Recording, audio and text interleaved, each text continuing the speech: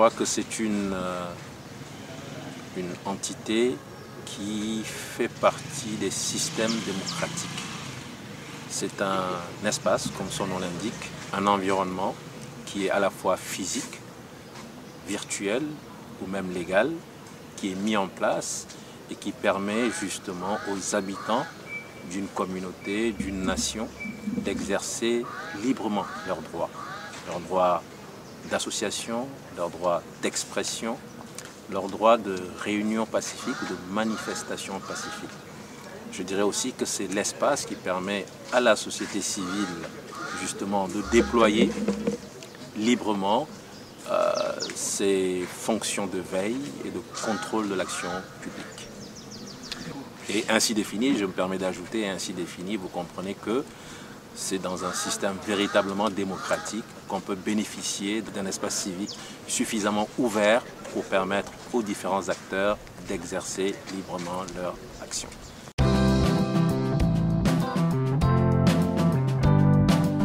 Alors si on comprend que c'est dans cet espace, dans cet environnement physique, virtuel et légal que l'on peut exercer librement ces différentes actions que j'avais citées ou ces différents droits que j'avais cités, droit à la liberté d'association, d'expression, de réunion pacifique, il suffit de voir ce qui se passe au Togo pour avoir la réponse. Est-ce que la liberté d'association est facilement exercée dans notre pays? Nous savons tous qu'il y a actuellement des lois qui sont en prévision, il y a des projets de loi qui auront pour finalité de davantage durcir la possibilité de mettre sur pied une association. On a vu ce qui s'est passé tout dernièrement justement avec un syndicat d'enseignants pour avoir tout simplement souhaité mettre en place une structure qui puisse défendre les intérêts des enseignants qu'ils sont. Si vous prenez le droit à la liberté d'expression, je crois que chaque mois dans notre pays, en tout cas récemment, nous avons eu des organes de presse qui ont été suspendus, qui ont été fermés. On a des radios qui ont été fermées, et on a des journalistes qui se sont retrouvés en prison. Et donc aujourd'hui, les gens se demandent si la dépénalisation du délit de presse, c'est une réalité au Togo ou c'est juste une chimère. Si je continue avec le droit à la liberté de réunion pacifique ou de manifestation, si je prends une organisation dont je suis le coordonnateur ou le porte-parole, le Front citoyen Togo Debout a souhaité à 4 reprises réunir les citoyens, tout simplement pour parler de la question de la justice au Togo, d'autant que le président de la Cour suprême s'était exprimé et avait relevé des dysfonctionnements du système judiciaire. Je crois que dans un pays qui se respecte, lorsqu'une autorité de cette envergure se prononce sur une question aussi délicate, la moindre des choses, c'est que les citoyens puissent répercuter ces propos, en discuter et essayer de trouver des solutions. Parce que la justice, c'est un des piliers de la démocratie. C'est un des 3 pouvoirs qui devraient être justement indépendants. Et je disais donc que le Front citoyen Togo Debout avait à 4 reprises souhaité organiser un meeting sur cette question aussi importante. Et à 4 reprises, ça a été un obstacle permanent, systématique des autorités de ce pays. Et donc, on peut facilement en conclure que le droit à la liberté de réunion pacifique ou de manifestation pacifique au Togo, c'est également devenu une chimère. Et nous avons vu récemment beaucoup de partis politiques d'opposition essuyer également ce même refus. Donc, voilà un espace où nous sommes censés exercer nos droits à la liberté d'association, à la liberté d'expression, à la liberté de manifestation et de réunion pacifique. Et on se rend compte qu'à chaque étape, il y a des difficultés. Vous comprenez donc que cet espace est aujourd'hui réduit à sa plus simple expression au Togo.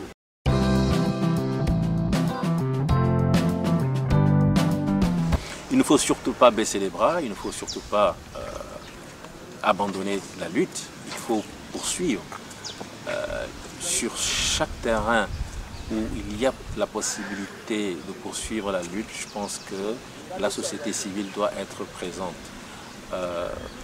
Il y a eu des réflexions qui ont été menées. Je ne pourrais pas ici vous faire une présentation exhaustive des différentes solutions que nous avons imaginées, mais il y a des éléments qui nous paraissent primordiaux. C'est qu'il y ait plus de convergence et de solidarité afin que toutes ces organisations qui sont de la société civile puissent constituer une vraie force organisationnelle en mesure de faire face à ces velléités de restriction de l'espace civique. Il faut également qu'au sein de la société civile, nous fassions preuve de plus de professionnalisation. Il faut que nous puissions renforcer nos capacités parce qu'on s'en rend compte. Parfois, nous sommes à la recherche de certaines compétences, nous sommes à la recherche de certaines capacités au sein de la société civile et nous n'y avons pas accès. Ça ne veut pas dire que les compétences n'existent pas dans le pays.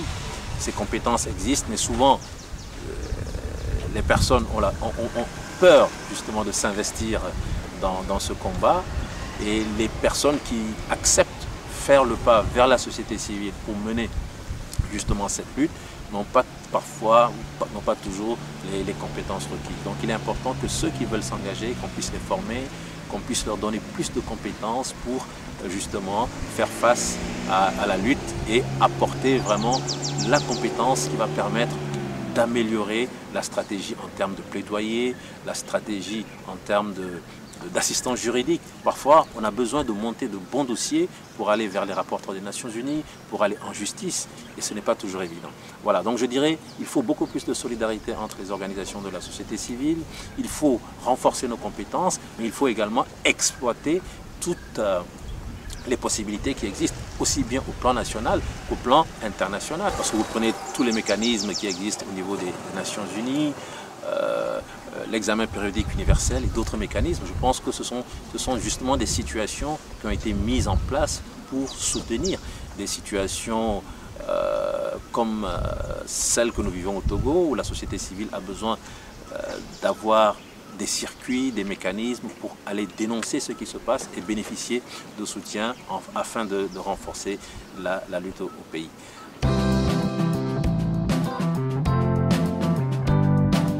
La société civile ne doit certainement pas baisser les bras. Il faut poursuivre la lutte, il faut continuer de se battre parce que la démocratie, c'est vrai, ce n'est pas la perfection. Je pense que la perfection n'est pas de ce monde. La démocratie, je le répète, ce n'est pas la perfection.